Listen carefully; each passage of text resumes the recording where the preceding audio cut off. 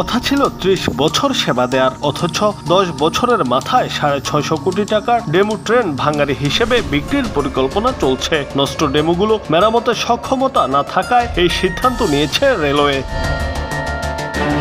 বিশেষজ্ঞরা বলছেন, উপযোগিতা না থাকলেও ব্যক্তি লাভের আশায় নেওয়া হয়েছিল প্রকল্প। রেলে এই রকম প্রকল্প আরও আছে জানিয়ে জড়িতদের শাস্তি দাবি করেছেন তারা।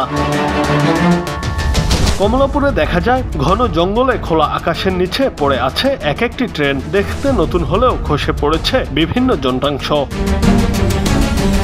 রেল সূত্রে জানা গেছে, ৩০ বছর সেবা দেওয়ার কথা বলে ১০ বছর আগে ৬৫০ কোটি টাকায় চীন থেকে আমদানি করা হয় ২০টি ডেমু। ৫ থেকে ৬ মাস না যেতেই বিকল হওয়া শুরু হয়। নতুন প্রযুক্তি নিয়ে ধারণা না থাকায় মেরামত করতে ব্যর্থ হন মেকানিকরা। মাঝে মধ্যে সচল হলেও ৩ বছর আগে স্থায়ীভাবে বিকল হয়ে গেছে ২০টি ডেমুই।